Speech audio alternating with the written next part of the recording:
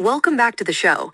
Today, we're diving deep into what might be the most anticipated and arguably the most delayed game of this entire decade, Grand Theft Auto 6. Initially set for a 2025 release, it's now pushed back to November 19th, 2026. That's over 13 years since Grand Theft Auto 5 came out. Alex, this isn't just a game release anymore, is it? It feels like a generational event. That's precisely it, Chloe. The sheer wait, over 13 years between mainline GTA titles, is unprecedented in gaming. To put it in perspective, some franchises release multiple sequels, remasters, and spin-offs in that time frame. Rockstar, in a sense, has embraced this by saying, we'll make one game, make it absolutely gigantic, and everyone will simply endure the wait. And honestly, they're not wrong to approach it that way, given Grand Theft Auto 5's colossal success and its continued sales even a decade later. The bar for Grand Theft Auto 6 is, as the source material notes, basically on the moon. And this delay feels different. It's not just the date, but how Rockstar has managed the hype. We saw the first trailer, Vice City, Lucia and Jason, that chaotic Florida energy, and it exploded online. Then a second trailer did the same. But the constant shifting of the release window has left fans with a complicated emotional arc, moving from, oh my god, it's real, to, okay, late 2026? Exactly. The fan emotional journey has been a roller coaster. Initially, the first trailer in late 2023 promised a 2025 window, later narrowed to fall 2025. This ignited immense excitement. People were mentally booking sick days. Then came the first official push. On May 2nd, 2025, Rockstar announced it was moving out of 2025 to May 26th, 2026. They cited needing more time for polish and quality. Fans, though disappointed, mostly understood, often using the classic line, a delayed game can eventually be good. A rushed Grand Theft Auto 6 that crashes every 10 minutes would be a meme forever. But that wasn't the end of it, was it? We saw yet another delay confirmed, pushing it further into November 2026. How did that second push impact the fan base and Rockstar's messaging? The second delay to November 19th, 2026 confirmed the longest wait ever between mainline GTA entries. The explanation remained consistent, more time for polish and quality assurance to meet that high Rockstar standard. At this point, the community fractured. One half maintained, take your time, just make it incredible. The other half, perhaps more cynically, declared, if this game doesn't fix my life and pay my rent on day one, I'm uninstalling. Rockstar has remained firm, apologizing and thanking players for their patience, always attributing the delays to ensuring the game is as polished as possible. So, when Rockstar says polish, what does that actually entail for a game of this scale? Is it truly just about visual sheen or something far more fundamental? It's far more fundamental. When Rockstar states they need polish, it's PR language for a much larger undertaking. For Grand Theft Auto 6, it means tackling thousands of bugs across both the expansive story mode and its inevitable online component. It involves ensuring smooth performance on PlayStation 5 and Xbox Series consoles, preventing hardware from sounding like a jet engine. This also includes rectifying bizarre AI behaviors, like NPCs walking into the ocean, or cars spawning atop players. Crucially, it means meticulously tuning every system. Missions, gunplay, driving, wanted levels, police AI, the in-game economy, all the minute details that provide immersion when they function correctly and completely shatter it when they don't. Given this is the first new mainline Grand Theft Auto in over 13 years, set in a massive state encompassing Vice City, swamps, small towns, and beaches, polish really translates to stabilizing a game that risks collapsing under its own colossal scope. A delay, from Rockstar's perspective, is significantly less costly than launching a broken product and enduring the ensuing review backlash, social media firestorm, and stock price plummet. It's a high stakes gamble then, prioritizing a flawless launch over meeting an earlier date, echoing lessons from other major releases. But beyond the official polish narrative, there's been a far messier side to this development, particularly concerning leaks and security breaches.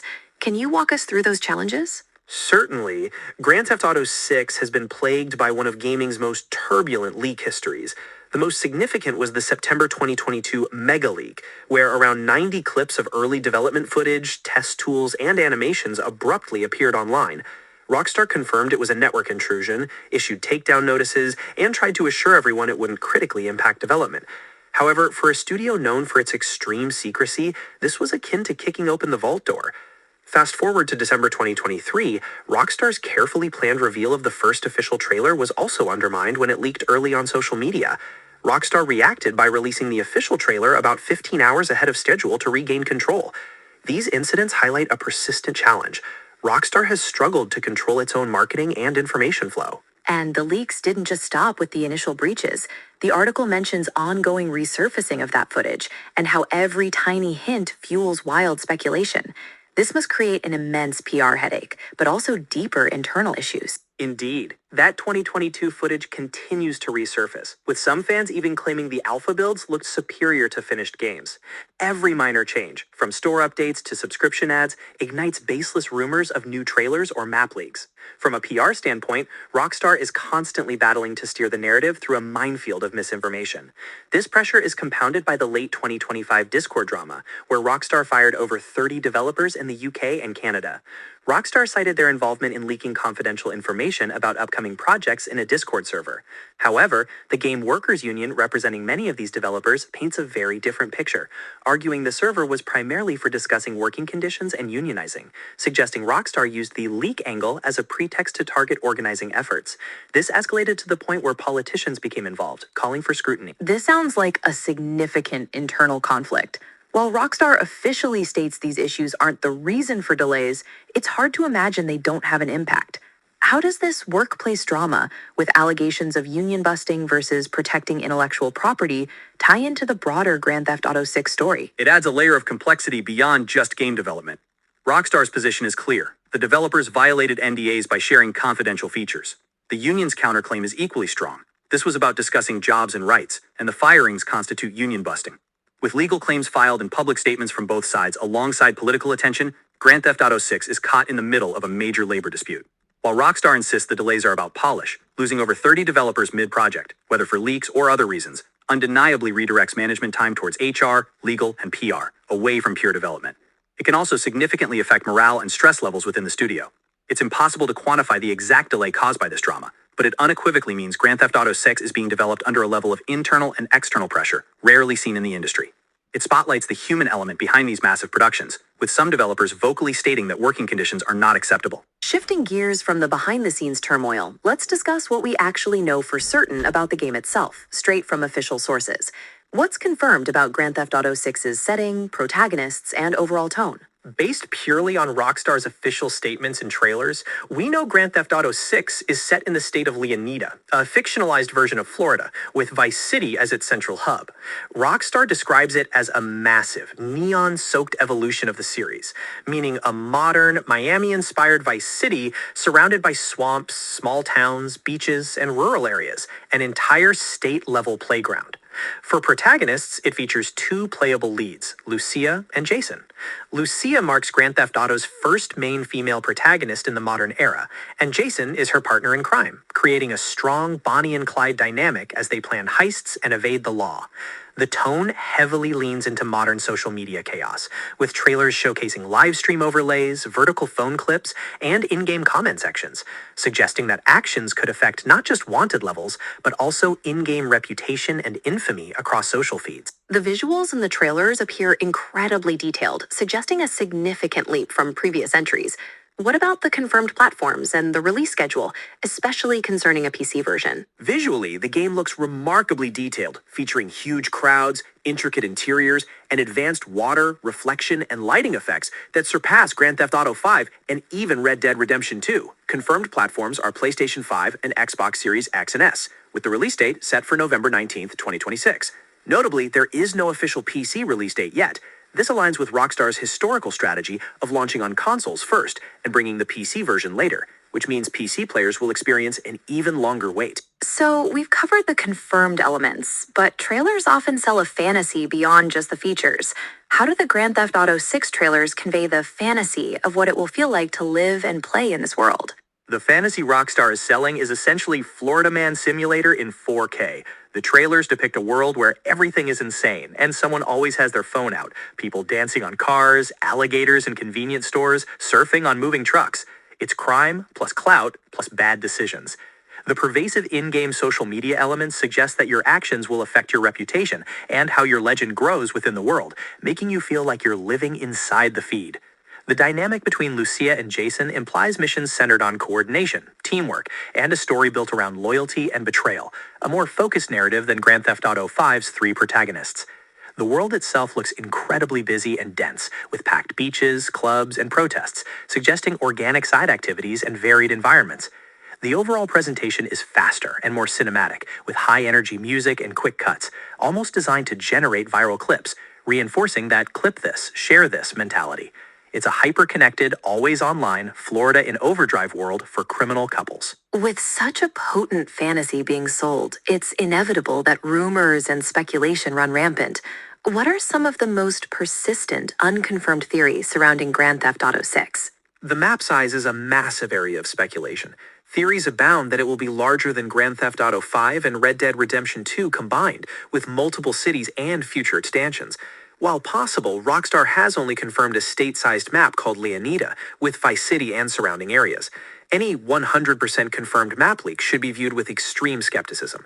There are also numerous theories about Lucia and Jason's story, including multiple endings based on choices, potential betrayal, or even one of them dying, subtle trailer moments, or classic heist tropes.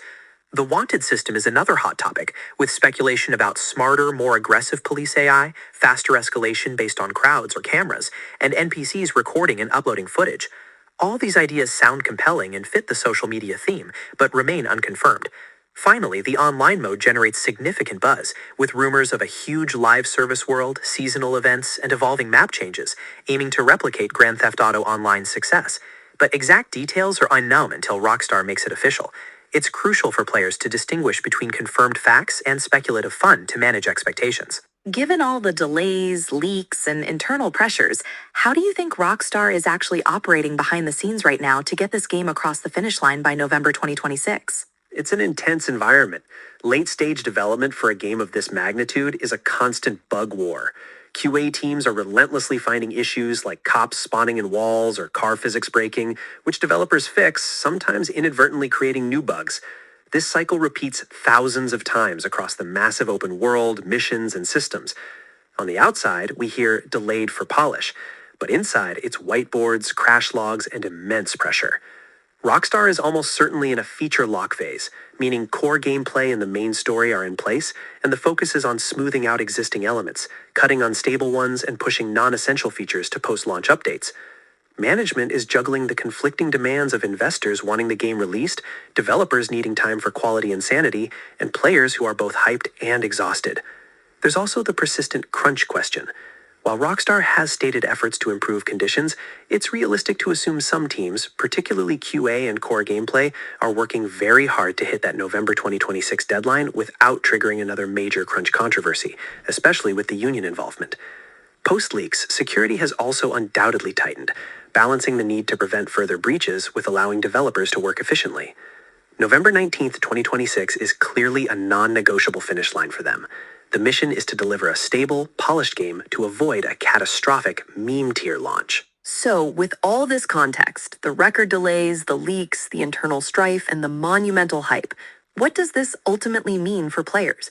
What should be our realistic expectations for Grand Theft Auto 6? For players, the delays, while frustrating, logically mean more bugs will be fixed, key systems will be better tuned, and the game should run more smoothly at launch. As the article states, late but solid is often preferable to on time but broken, so the initial experience should be more polished. However, the downside is immense hype inflation. Every delay piles on more expectation, creating a mental checklist that's almost impossible to fulfill. Best looking, biggest map, deepest story, smartest AI, massive online mode, and no bugs, all while entertaining for a decade. It's an impossible standard. No matter how good Grand Theft Auto 6 is, some will inevitably find it mid if it doesn't profoundly change their lives. There's also the ethical dimension of the workplace drama. Players might face a personal decision: support day one, wait to see how the worker issues resolve, or separate the art from the drama. Realistically, players should expect Grand Theft Auto 6 to look incredible, feature a more alive and chaotic world than any GTA before it, and offer a cinematic, character-driven story with Lucia and Jason. There will likely be bugs, a day one patch, and significant post-launch evolution. If players approach it as an ambitious GTA with some rough edges due to its sheer scale, they'll likely have a great time.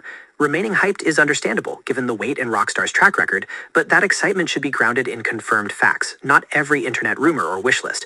Grand Theft Auto 6 is the most delayed, leaked, and analyzed game we've seen, and it will undeniably be one of gaming's biggest moments upon its eventual launch.